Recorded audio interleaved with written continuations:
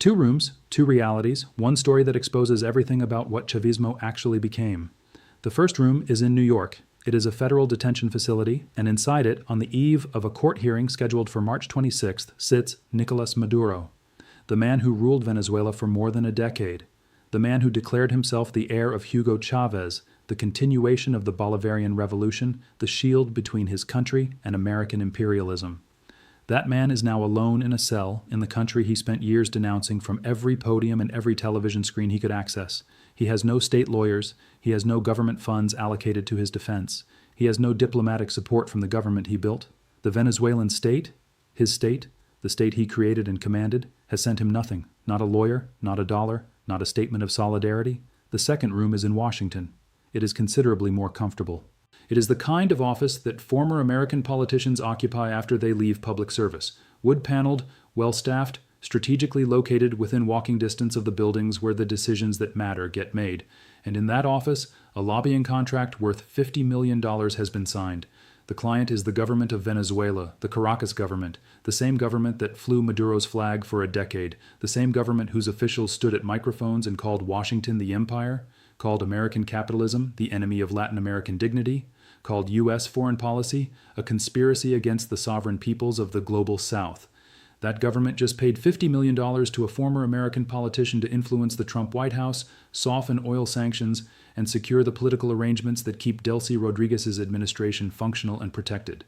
I want you to hold both of those rooms in your mind simultaneously, because the distance between them, between the abandoned man in the federal cell and the $50 million flowing into Washington's lobbying ecosystem, is not just a political contradiction. It is the complete and final confession of what the Bolivarian Revolution actually was, what it actually valued, and what it was always ultimately willing to do when survival required it. Let me be precise about the lobbying arrangement because the details matter and the details are damning. $50 million is not a consulting fee. It is not a communications retainer. In the context of Washington's influence industry, $50 million is a declaration of strategic intent. It buys access at the highest levels of the executive branch. It buys the kind of relationship with senior White House staff that translates directly into policy outcomes: sanctions delayed, licenses extended, enforcement actions deprioritized. It buys the presence of a well-connected former official in rooms where Venezuela's interests need to be represented by someone who speaks the language of American power fluently and who owes their current income to keeping Caracas happy. The former American politician who signed this contract, whose identity has been confirmed through the Foreign Agents Registration Act filings that Washington requires of anyone acting on behalf of a foreign government, is not a fringe figure or a minor player. This is someone with relationships that were built during years in office, relationships that do not expire when the title does, relationships that are precisely what a transitional Venezuelan government needs when it is trying to navigate the most consequential set of negotiations with Washington in its modern history. And the person who authorized this payment is the same person who stood at a baseball trophy ceremony and told the Venezuelan people with apparent conviction that Washington must lift every sanction immediately and unconditionally, that Venezuela does not kneel, that the Bolivarian spirit of resistance lives. $50 million says something different. $50 million says we will pay whatever it costs to get the access we need, and we will do it quietly through the channels that Washington built for exactly this purpose, and we will continue making the public speeches about imperialism because our domestic base requires that performance and because the Americans who cash our checks understand that the performance is for a different audience than they are. This is not hypocrisy in the ordinary political sense. What Delcy Rodriguez's government is doing is maintaining two completely parallel systems of communication, one for the Venezuelan population that requires anti-American symbolism to remain politically coherent, and one for the American power structure that requires dollars and access to remain operationally cooperative. Both systems run simultaneously. Both are managed with conscious awareness of the other. The people in Washington who cash the $50 million check are not confused about the speeches. The officials in Caracas who authorize the payment are not confused about what it means. The only people not fully informed are the ones in the streets with the flags. Now let me tell you why Maduro is still in that cell, because this is the part of the story that is not about money. It is about something colder than money. When the Delta Force operation extracted Maduro from his residence in January, the immediate assumption among Venezuelan opposition figures and international observers was that the transitional government would face enormous pressure from the Chavista base, from the military, from ideological allies in the region to secure his release. He was the leader. He was the symbol. Even people who disagreed with him or feared him had spent years understanding Venezuelan politics through the frame of his survival. That pressure never materialized in any consequential form. And it never materialized because the people who would have needed to generate it, the senior figures of the Rodriguez government, the military officers who had pledged loyalty to the revolutionary project, the party cadres who had built careers in his orbit, made a calculation. A cold, rational, realpolitik calculation that I think deserves to be stated plainly. Maduro in American custody is more valuable to Delcy Rodriguez than Maduro free would be. As long as he is in that cell, he cannot contest her authority. He cannot organize a competing faction within what remains of Chavismo. He cannot claim that the oil deals, the escrow accounts, the lobbying contracts, the removal of Cabello's allies represent a betrayal of the project he built. He cannot speak. He cannot mobilize. He cannot be the alternative that hardliners rally around when the accommodation with Washington becomes impossible to deny. His imprisonment is her political insurance policy, the kind that costs nothing and pays everything. And so the Venezuelan state, which under any prior understanding of Bolivarian solidarity would have exhausted every legal and diplomatic resource in defense of its imprisoned leader, has done the opposite. It has allowed his legal situation to deteriorate. It has allocated no public funds to a serious defense. It has issued no formal diplomatic protests. The silence is not negligence. The silence is a decision. March 26th is the date of Maduro's next court hearing. His defense team, such as it is operating without meaningful state support in one of the most complex jurisdictional environments in the American legal system.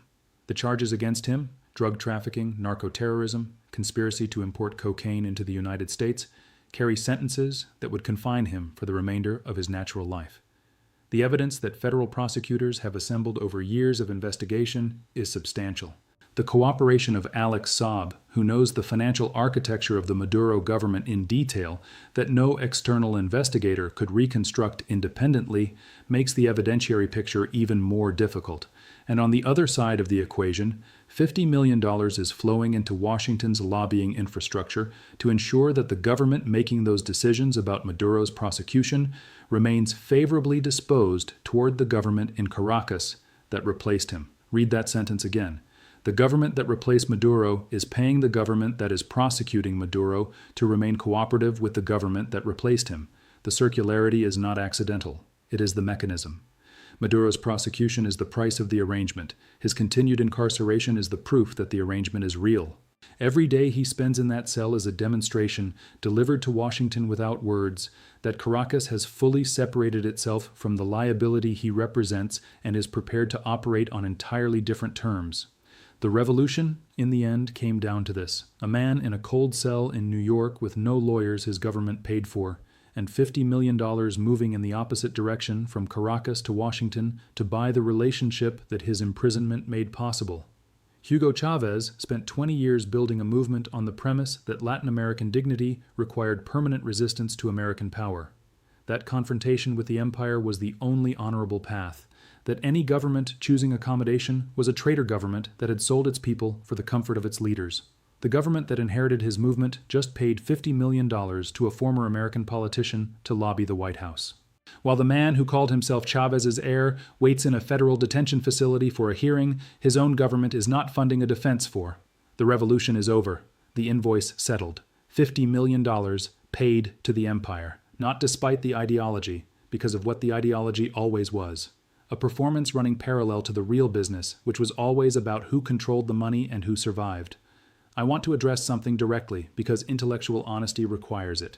There will be people who say the lobbying contract is standard practice. Every government with interests in Washington hires representation. Saudi Arabia does it, Israel does it, Colombia does it. Why should Venezuela be different? The answer is not that lobbying is wrong. The answer is the specific, irreducible contradiction between what this government says and what it does. Saudi Arabia does not stand at international podiums declaring that American capitalism is a civilizational threat to its people's dignity. Colombia does not build its entire political identity around the premise that paying Washington for access is colonial submission. The Venezuelan government under Chávez and Maduro spent 20 years constructing a political theology around the idea that any Latin American government that accommodated American power was betraying its people. That framework justified the suppression of opposition, the destruction of independent institutions, the impoverishment of millions told their suffering was the price of resisting the empire. And now the inheritors of that framework are paying $50 million to a former American politician. Not because they abandoned the ideology under pressure, because the ideology was always available to be abandoned the moment survival required it. That is not political evolution. That is a confession. A $50 million confession filed with the Foreign Agents Registration Act, available for anyone willing to read it. There is one more dimension worth examining: the timing. March 26th is not just Maduro's court date. It is also a critical juncture in negotiations between Washington and Caracas over oil licensing, escrow account structures, and the political conditions governing Venezuela's reintegration into the Western energy market. The lobbying contract was not signed randomly. It was activated at the precise moment when the most consequential decisions about Venezuela's financial future are being made inside the buildings that the $50 million is designed to access. This is not petty corruption. This is systemic influence purchasing executed through legitimate legal channels at the exact moment of maximum strategic necessity. The decisions being made right now about Venezuela's oil revenues and sanctions status are worth far more than $50 million to the people paying the fee. This is an investment, and like every investment Chavismo ever made, the people paying expect a return. The question is who bears the cost. The answer, as always, is the Venezuelan people. Maduro is in the cold room. The $50 million is in the warm one. And the distance between them is the complete biography of Chavismo.